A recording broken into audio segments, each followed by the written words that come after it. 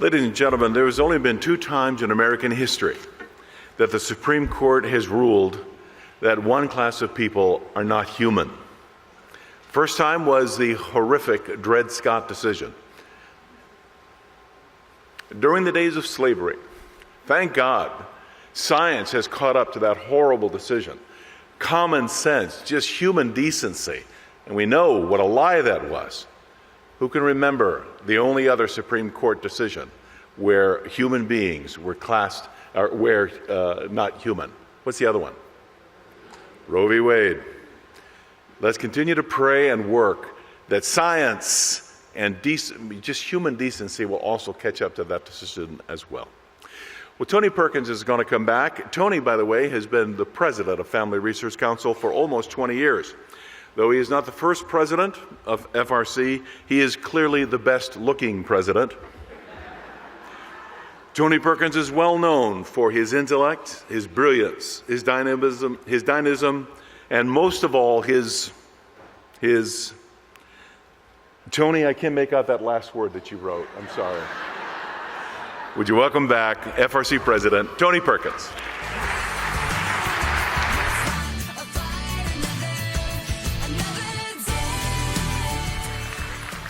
And I passed by the unemployment office, and the line was pretty long, Gil.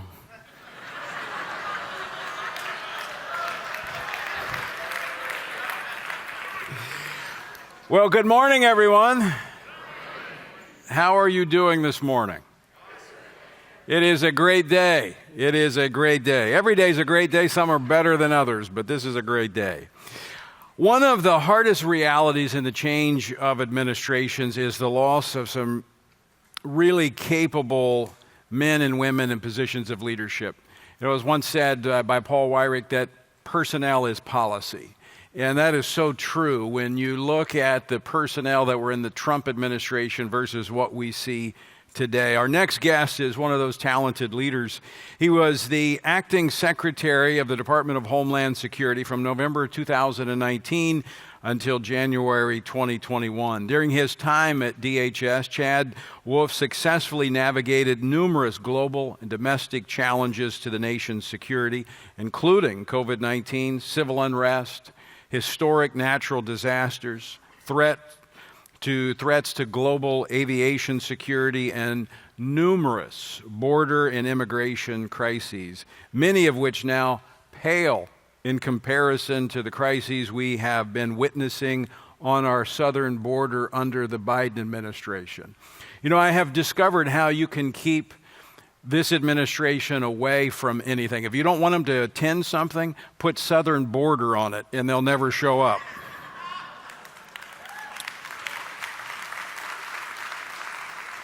Now, it may seem unusual to dedicate time to having a conversation about the border at the Pray, Vote, Stand Summit. But I believe, as followers of Jesus Christ, that we should be problem solvers, offering solutions to the most significant challenges facing our nation.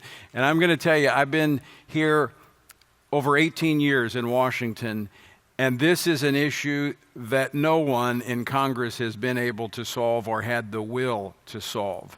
And I believe that we need to be a part of solving this issue with truth and with justice and with compassion. I'm looking forward to this important conversation. Please welcome Chad Wolfe to the stage.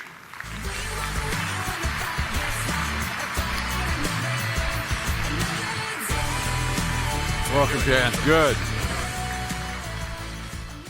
Well, Mr. Former Secretary, welcome to Pray, Vote, Stand. Well, thank you for having me. Appreciate it. Now, I know we've had conversations on a number of occasions when you were in the position of Homeland Security. In fact, I took a couple of trips to the border to observe firsthand what was happening back when post the crisis that the media was covering during the Trump administration. And I'll have to tell you, I went to the Texas border, I went to the California border. In fact, I took a group of pastors. And when we were there, now this was after you had become secretary and certain plans were put in place, it was a ghost town. Right. No one was coming. The lines were not there at the border. You had the remain in Mexico policy, and there was no chaos. It was a ghost town. What's happening? Well, I would say what's happened is the Biden administration, unfortunately. I think what we saw in 2018 when we had a crisis, the crisis was we weren't going to have Congress help us fix it. They couldn't get out of their own way and actually take action. So what we did is we looked within the executive branch, what are our authorities at the department, and how do we create an orderly system so that folks can come in the country through legal pathways, but that we can also provide protections to those who truly, truly need it. If folks are being persecuted for a variety of different reasons and they need that asylum status or that refugee status, how do we make sure that those folks get the protections they need quickly? Because what we saw in 2018, and unfortunately what we see today, is they go into a system that is years, that they have to be in for years. And during that process, there's a lot of uncertainty, and they don't get those protections. They don't get that status here in the United States as they should, as the law provides, because it's so overwhelmed, because there's so much fraud in the system. Because we're back to catch and release and on and on. And so what we tried to do in 18, 19, and 20 is to fix the problem. And I think, President Trump was the first president, at least in my lifetime, that says, look, this is a difficult issue. People feel very passionate on either side, but we're going to fix it. We're going to roll up our sleeves. We're going to make some hard decisions, but we're going to fix it. And I think you saw that in 19 and 20 is an orderly process, as you indicated. Folks understood what it was. They understood what it meant to apply for refugee or asylum status, and they knew their chances, and we got a lot of that fraud out of the system, and unfortunately, we don't see that today. So compare when the problem was most pronounced, I think in 2018, before the new policies were put in place. Compare the situation then that the media was falling all over themselves to report on to what we have today. So it's night and day. It really is. So you would think that a crisis is a crisis, and not every crisis is the same. So back in 2018 and 2019, the number of illegal apprehensions per day were somewhere around 2,500 to 3,000. Today, there's 7,000 illegal apprehensions per day. So we had months where... Now, just let me stop you. Apprehensions, that is those that are caught. True. That's not everyone coming across. Right, so I'll talk about a little bit about that. That means actually a Border Patrol officer or agent has actually encountered someone trying to cross the border illegally, and they apprehend them. And then what percentage are apprehended? It's a great question. So in August of this year, there were 200,000, a little over 200,000 illegal apprehensions. We estimate, or I should say the Border Patrol estimates another 50,000 are what they call gotaways, which are individuals that can pay Mexican cartels enough money to get them across the border so that they are never encountered. So that was 250,000 people coming across the border in August? In a 130-day period, correct. So if you contrast that to what we had in 2018 when the media was out of their mind and just, out of control, we had, 80,000 per month. We had 208,000 in the last, in August, which are the numbers that are out today. So the media have other things to do?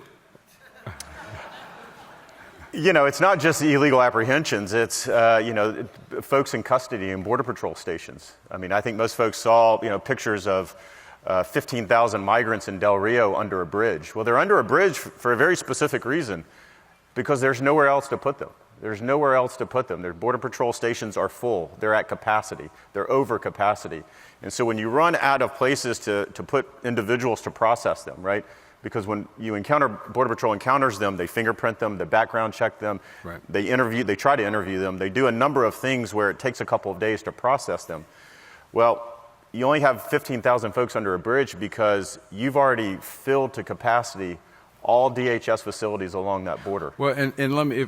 Correct me if I'm wrong, but when I was on the border a year and a half ago, Homeland Security had increased its capacity for processing. Yes. They had built new buildings to process in a very humane, effective way. And so you're telling me that those new facilities that have been expanded are overflowing? So we call them soft-sided facilities that we built in both in RGV, or the Rio Grande Valley, in Texas, as well as in Arizona. And they house somewhere between 50 and 70,000 individuals. Those were at capacity months and months ago.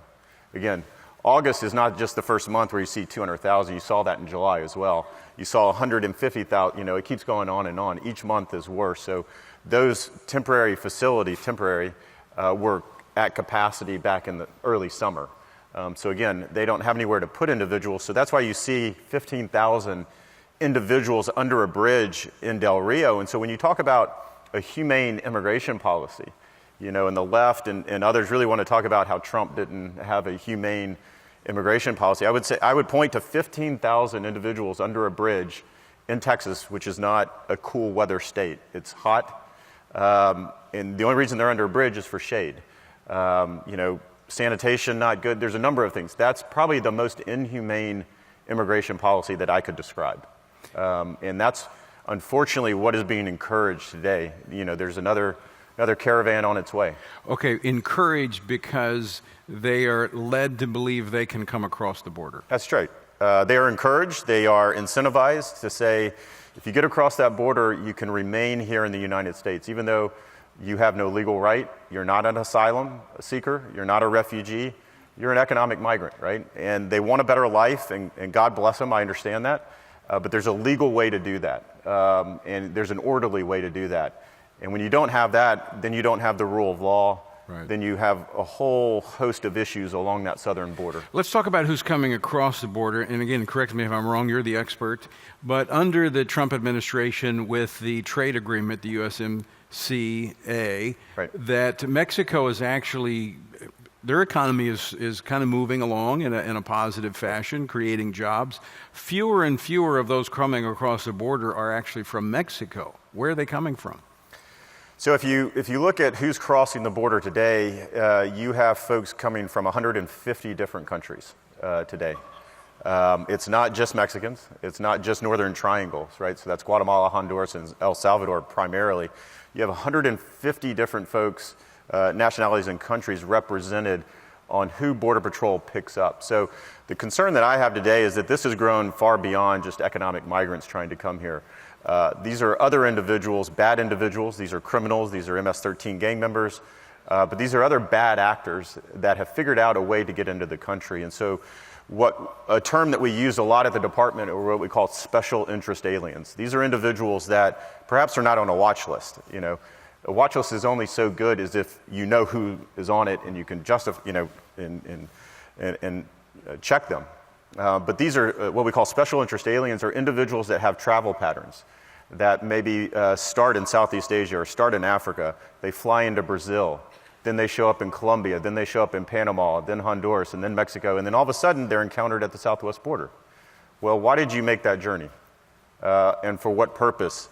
And if you're showing up as a refugee, what about all the other countries you went through to claim refugee status? And why didn't you claim refugees? You know, what is your real purpose for coming into the United States? And so when we talk about the 50,000 gotaways in the month of August, over 400,000 gotaways this fiscal year. So 400,000 individuals that we never get the chance to interview, background check, fingerprint, watch list check. Where are they? Where are they? 400, almost 500,000. This fiscal year. This fiscal year alone. This fiscal year. Now, Homeland Security, obviously we're talking about the border, but your concern is much more than the border at Homeland Security. Yeah. Your concern is about that almost 500,000 people and what they might want to do when they're in the country. Well, sure. In Homeland Security, as I used to say, really starts beyond our borders, right? It's about keeping Americans safe, but if we try to do that once bad people and bad things are here in the country, it's almost too late. So our mission always started outside of our borders, and so that's why we did a lot of overseas.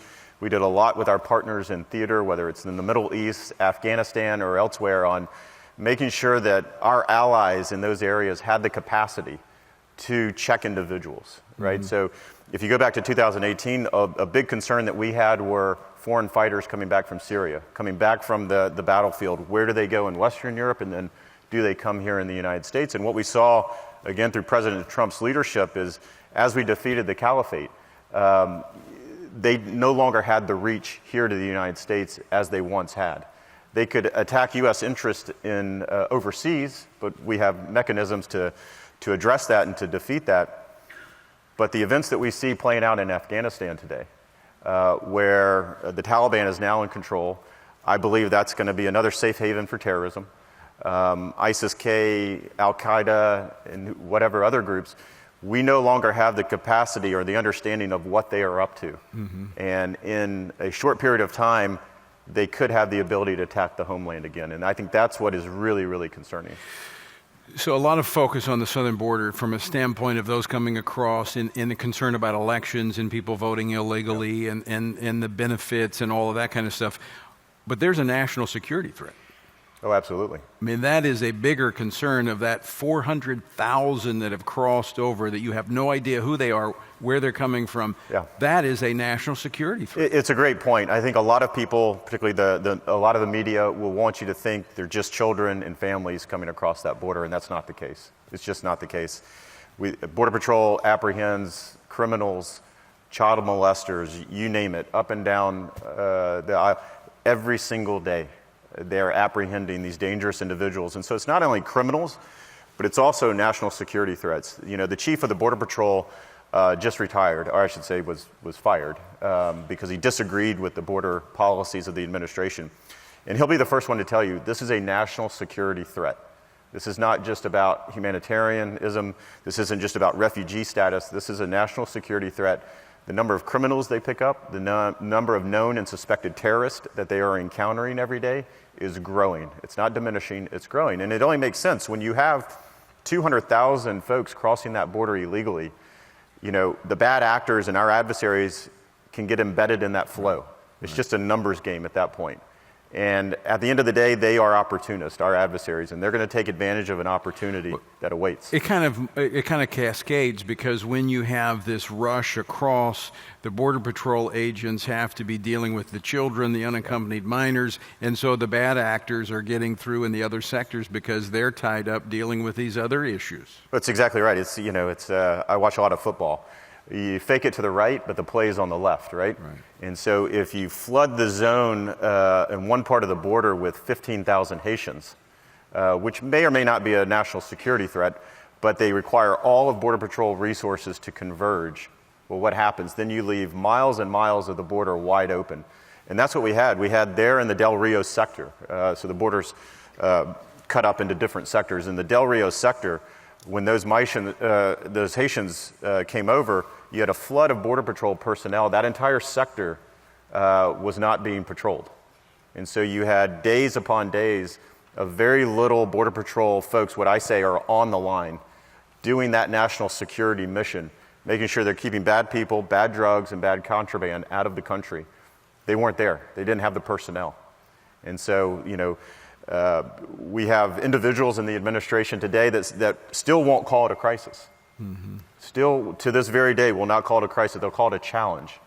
Well, when you're redeploying half of your workforce from the northern border to the southern border, when you're keeping 15,000 Haitians under a bridge for days at a time, when you're releasing individuals into the country, we used to release them in the Trump administration and really going back. You release them on a notice to appear, which is to say, you have to show up at a specific time and a specific date at a specific immigration court. They are releasing people saying, I can't give you that paperwork. So wherever you go in the country, please show up at your nearest ICE immigration office. Sure. I don't have to tell you that show-up rate is not high. Yeah, I guess that comes from our border czar, which makes it really bizarre. Yeah. Let's talk about it. I mean, we are for immigration. I mean, we're a country of immigrants, but it's an orderly, lawful process. You and I spoke about this when you were in office, and this was somewhat in my capacity at the U.S. Commission on International Religious Freedom. We encourage other countries to be receptive to those who are fleeing as religious refugees. And so that was one issue I had with the Trump administration. They set that bar very low, about 18,000. Right. We felt like more should be able to come here to this country. We've seen immigrants coming from, refugees, I should say, coming from Afghanistan. Who are they? Are they religious refugees? Right. And how are they being vetted, and where are they going? So a couple different ways to answer that. So I would agree with your first statement. The U.S. is the most welcoming country in the world as far as welcoming folks coming into the country, refugee status and asylum status. I will say, though, that the United States is about the only country in the world that separates refugees from asylees. And it's the same protections, it's the same type of individuals. It's just a refugee is someone that's overseas that then comes into the country, and an asylee shows up at our southern border. So if you actually combine those two numbers, we are by far the most generous country in the world, whether it's refugee or asylee. What we found when we came into the Trump administration was two things. We found a backlog of over about 700,000 individuals in that system, which means they weren't getting the protections they needed. They weren't getting their their hearing before an immigration judge until years down the line. And so we asked ourselves, well, why is that? Is it just that many people? No, it's because the system is being abused.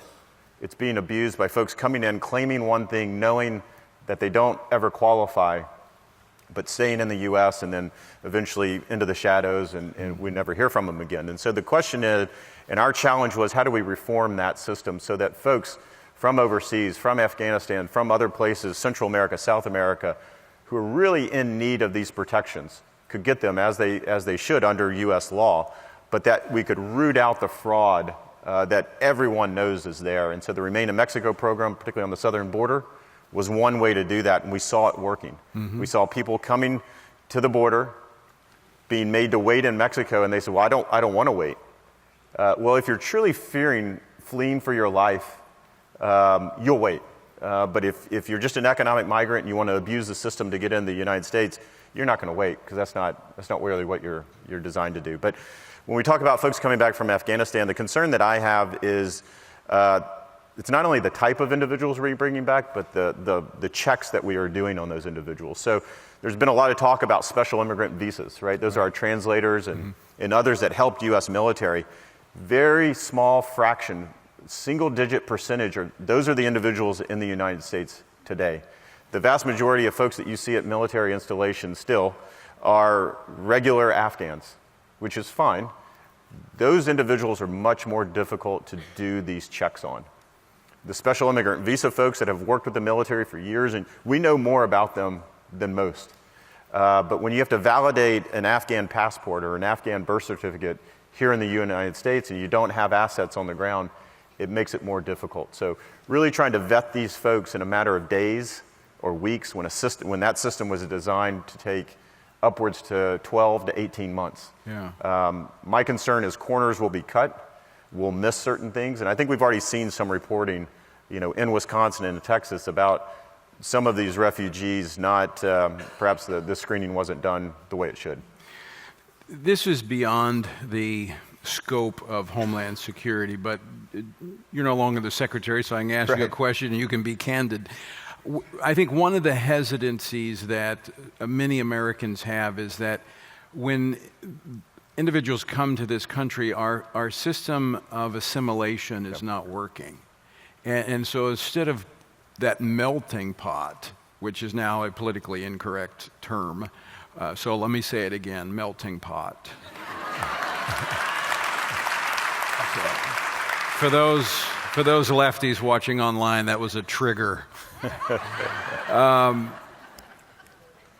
Are you concerned that we're not assimilating those that are coming into the country so that we can be a stronger country by the contribution of all people? Yeah, that's certainly a concern. And, I think it starts a variety of different places. I think we need to make sure that those coming into the country, if they rely on assistance, whether that's from the private sector, that's from NGOs, it's from charitable, but it's also from government too. I think, the concern that a lot of folks have is you bringing in thousands and hundreds of thousands of individuals that will stay somehow dependent on government for decades and decades. And what does that do? So it does go to that assimilation question is, how do you get assimilated not only from a cultural standpoint, but also from an economic standpoint? If we're going to bring individuals into the country for a variety of different reasons, how are they going to make a living? How are they going to, grow and prosper along with other Americans? And I think the concern that a lot of us had was, can we do that and not have them rely on government services, welfare, and other that is putting a burden now on ordinary Americans. Right. And that's the concern as you move forward. If you're bringing folks over in a limited capacity or at small numbers, then that's a concern you can deal with. But when you have hundreds of thousands of folks that are applying for asylum or refugee status, the system starts to bend, and then it'll eventually break. Final question for you, Chad. You know, we hear in the media all the time, and America is so bad when it comes to immigration. There is not another country, to my knowledge, and I've traveled to a lot of different countries, there's not another country that is open as the United States is in terms of its legal process of people coming in and becoming Americans. Right. and functioning in society with the rights to vote and everything else.